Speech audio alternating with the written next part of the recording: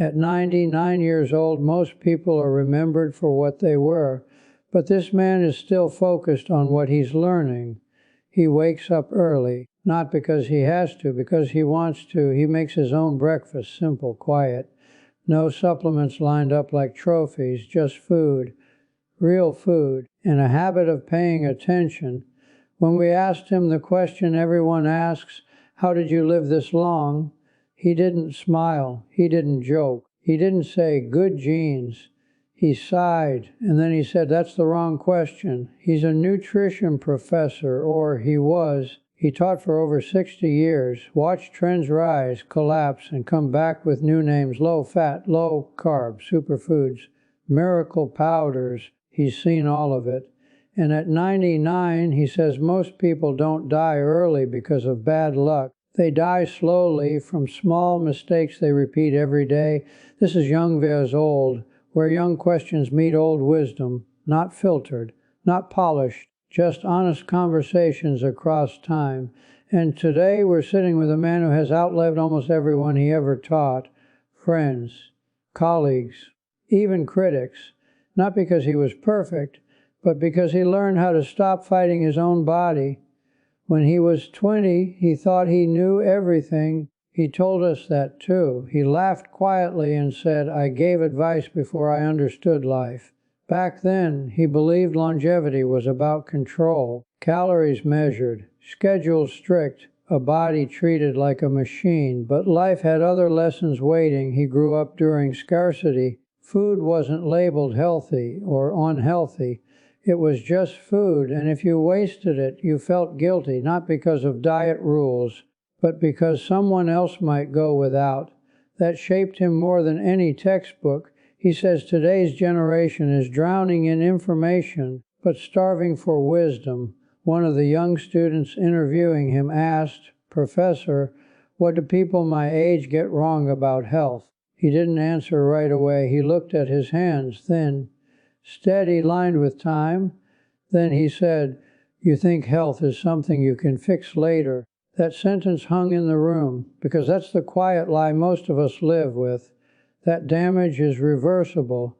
That regret has an undo button. He says the body keeps receipts, every skipped meal replaced with sugar, every night of sleep traded for scrolling, every year spent eating fast because life feels rushed. But this story isn't about fear, it's about responsibility without shame. He's not angry at young people, he's worried for them, because he's watched students come back at 50 and 60, asking questions they didn't care about at 20. Questions like, why am I always tired? Why does my body hurt? When did everything get so hard? He says longevity isn't about living forever. It's about staying useful to yourself, being able to walk without pain, think without fog, enjoy food without fear, and that starts earlier than anyone wants to admit. There's something calm about the way he talks. No urgency, no selling, just the confidence of someone who's already tested these ideas for nearly a century. He says most life lessons don't arrive loudly. They arrive quietly, and by the time you notice them, you've already paid the price. One of his biggest regrets, not eating poorly, not working too much. It was ignoring signals, the subtle ones, the kind we dismiss because we're busy being young. Hunger that wasn't real hunger, fatigue that wasn't laziness, stress disguised as ambition. He tells us that young people often ask him for the best diet, and he always disappoints them because there isn't one. There's only awareness. He says if your grandparents wouldn't recognize it as food, be careful. Not strict, not dramatic, just careful. As a professor, he once believed data changed behavior, charts, studies, proof. At 99, he knows better. Stories change behavior. Pain changes behavior. Regret changes behavior, and wisdom only helps if it arrives early enough. That's why he agreed to this interview. Not to be admired, not to be quoted, but to interrupt someone's future regret, maybe yours. He says if he could sit across from his 20-year-old self, he wouldn't lecture him. He'd just ask one question: do you want comfort now or freedom later? And that question still matters, no matter how old you are. In the next part, he begins to share the first real lesson he learned the hard way, not from a book, but from watching people disappear one by one while he kept going. And it has nothing to do with calories. He said the first real lesson didn't come in a classroom, it came at a funeral. Actually, many funerals. By the time he was in his 40s, he noticed something uncomfortable. The people disappearing weren't the reckless ones. They weren't always the smokers or the drinkers or the loud risk takers. They were often the responsible ones, the ones who postponed rest, postponed joy, postponed listening to their bodies. He remembers one colleague clearly, another professor, brilliant mind, a man who ate perfectly by the rules of the time, never missed a conference, never said no to extra work, died at 57, heart failure, no warning anyone took seriously. That was the first crack, he said quietly. The moment I realized discipline without awareness is just another form of neglect. Young people often think mistakes come from doing too much wrong. He says most mistakes come from doing one wrong thing consistently and calling it responsibility, skipping meals to be productive, ignoring exhaustion to seem strong, eating quickly, mindlessly, because slowing down feels inefficient. He says the body doesn't understand productivity. It only understands patterns. One of the young interviewers asked, so what pattern mattered most? He didn't answer right away. He took a sip of water, let the silence stretch, then he said, respect for hunger, not cravings, not appetite tricks, real hunger. He explained that many people eat when they're anxious, bored, lonely, or rewarded, but they ignore eating when they're actually hungry because it's inconvenient. That reversal, he says, is where health quietly breaks down. As a nutrition professor, he spent decades studying metabolism. But as a human, he learned something simpler. Your body whispers before it screams, and most of us are too distracted to hear the whispers. He talked about mistakes he made himself. This wasn't a perfect man telling a perfect story. In his 30s, he chased recognition, published relentlessly, ate standing up, slept in fragments. He thought he was winning, until one morning he couldn't get out of bed. Not injured, not sick, just empty. That was my warning, he said. I was lucky I listened. He changed slowly, no dramatic overhaul. He began eating meals sitting down, chewing longer, stopping before fullness became discomfort, not because of calories, but because of clarity. He noticed something surprising. His thinking improved, his patience grew. Longevity, he says, often begins in the mind, not the kitchen. Another young question came up. Do you regret anything about your diet? He smiled this time, just a little. Yes, he said, I regret eating with fear. Fear of fat, fear of hunger, fear of being wrong. He watched generations become terrified of food, turning meals into math problems, turning nourishment into moral judgment. He says fear ages people faster than sugar ever could. One story stayed with us. A former student came back years later, struggling with health issues, obsessed with eating clean, exercising excessively, always tired. The professor didn't change his diet plan, he changed one sentence. He told him, food is not a test you can fail. The student cried. He says that moment taught him something textbooks never did. People don't just want to live long, they want permission to live peacefully. Old wisdom isn't about restriction, it's about alignment. Aligning your habits with how a human body actually works, not how culture tells you it should work. He says most young people think old age arrives suddenly, like a switch flipping. He shakes his head. No, he says, old age is built meal by meal, night by night, thought by thought. When asked what advice he wishes young people would stop ignoring, he didn't say, eat vegetables or avoid sugar. He said, stop eating against yourself. Eating when you're numb, when you're rushed, when you're proving something. He says the body always knows when it's being used instead of cared for. The room went quiet again, because none of this sounded extreme or trendy or difficult. It sounded obvious, which is why it's so easy to ignore. In the next part, he starts sharing the deeper lessons, the ones not written in nutrition journals, lessons about regret, about watching friends age differently, about how small daily choices quietly decide who gets freedom later in life. By the time he reached his 70s, the differences became impossible to ignore. Not differences in wealth, not success, not reputation, differences in movement. Some of the people he once debated with couldn't climb stairs anymore. Some needed help standing up. Some had minds still sharp, trapped in bodies that refused to cooperate. And others, quietly, almost unnoticed, were still walking every morning, still cooking, still curious. He says that's when the truth became clear. Longevity isn't evenly distributed, it's earned slowly. One young interviewer asked him something slightly uncomfortable. "Professor, why do some people age well and others don't, even if they eat similarly?" He nodded, as if he'd been waiting for that question.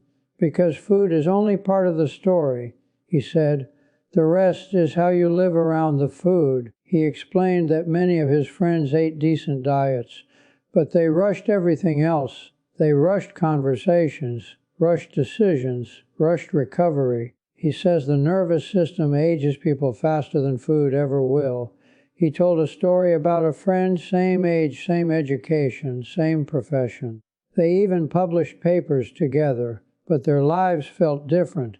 This friend ate well, exercised regularly, and lived in constant urgency. Always late, always stressed, always planning the next thing. Died at 72. Stroke. He never learned how to arrive where he already was. The professor said softly. That sentence stayed with us, because it wasn't about death. It was about presence. He says young people underestimate how draining it is to live in anticipation, always future-focused, always chasing a better version of life. He believes regret often comes not from mistakes, but from never being fully present long enough to notice what mattered. When asked about his own regrets, he didn't pretend he had none. "I regret conversations I rushed," he said. "Meals I treated like interruptions. People I listened to halfway. Not dramatic regrets, human ones." He says regret compounds quietly, just like health. One of the most surprising lessons he shared was about strength. Young people, he says, think strength is intensity, hard workouts, strict discipline, pushing limits. Old wisdom defines strength differently. Strength is recovery. Strength is restraint. Strength is knowing when not to push. He watched many strong people burn out their bodies early, and many gentle people last longer than anyone expected. As a nutrition professor, he once taught optimization. Now he believes in sustainability. He says the body doesn't reward extremes. It tolerates them until it doesn't. That's where most people get confused. They mistake tolerance for resilience. Another young question came up. What's the biggest mistake people make in their 30s and 40s? He didn't hesitate. They treat warning signs as inconveniences. Back pain becomes normal. Poor sleep becomes expected. Digestive issues become jokes. He says normalization is how decline hides. He shared a quiet example from his own life. In his late 40s, he noticed his digestion changing. Nothing severe, just discomfort. Instead of ignoring it, he adjusted slowly. Smaller portions, earlier dinners, longer walks. No medication, no panic.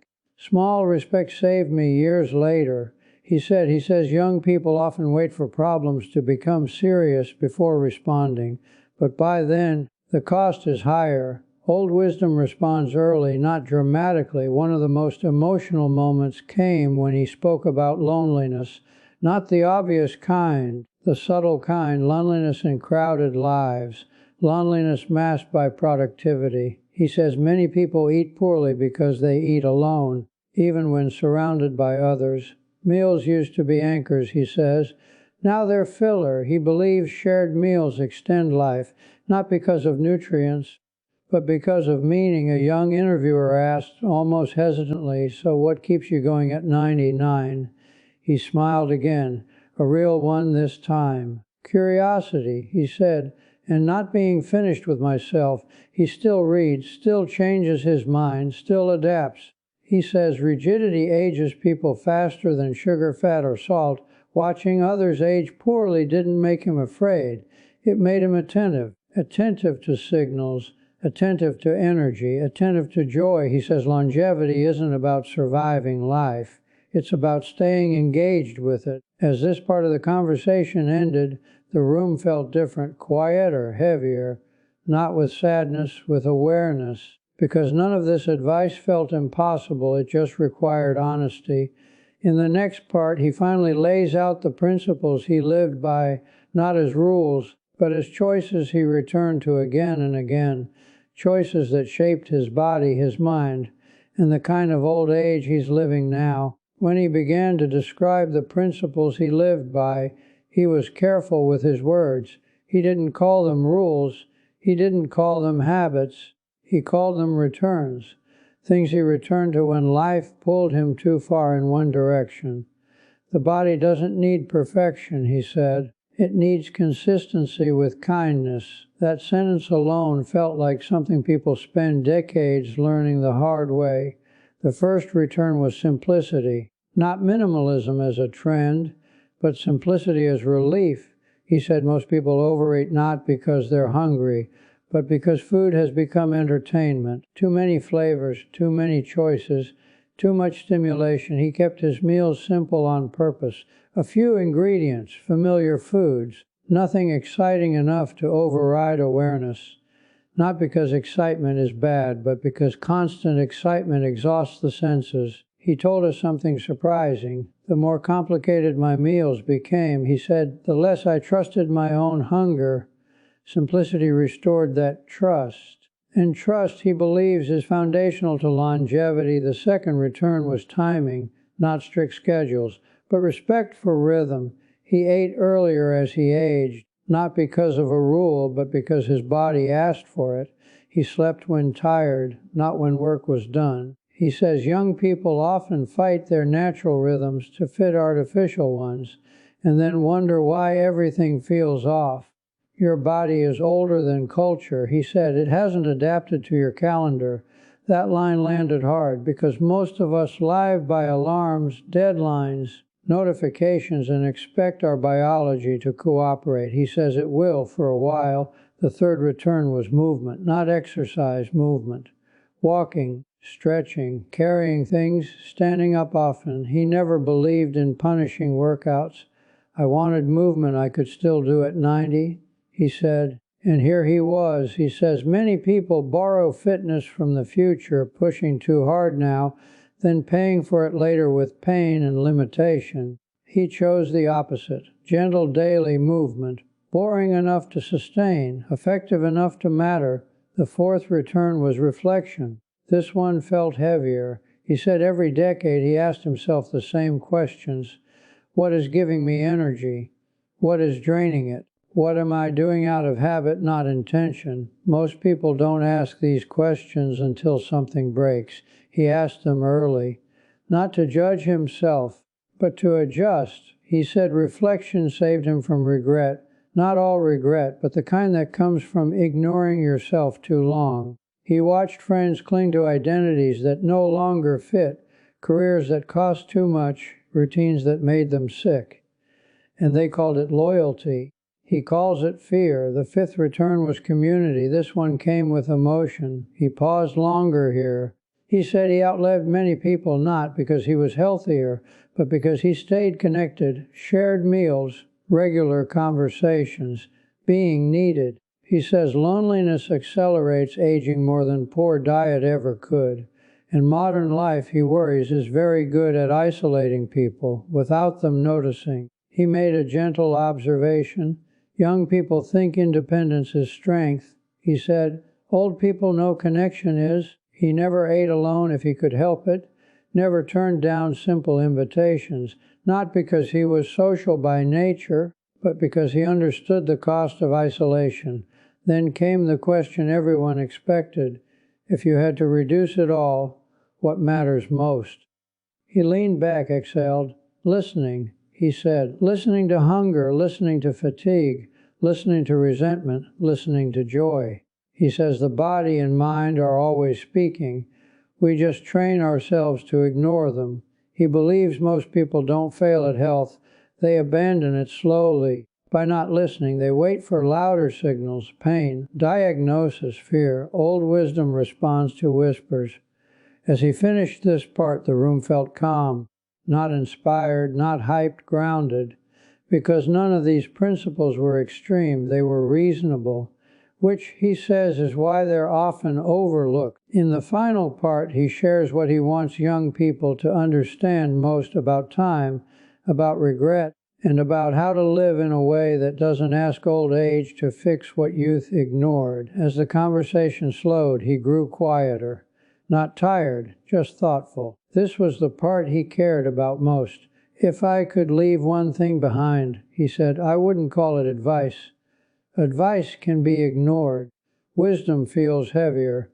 He looked directly at the young interviewer and said, don't wait for pain to become your teacher. He explained that pain is an expensive instructor. It teaches late, and it charges interest. Most people, he says, don't change because they don't know what to do. They change because continuing becomes unbearable. Old age doesn't reward that strategy. He talked about time in a way that felt unfamiliar. Young people think they have time, he said.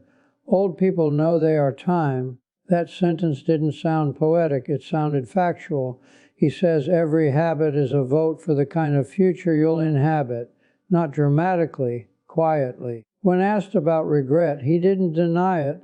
I have regrets, he said, but I don't regret aging. What he regrets are the years he spent rushing through moments he would later miss.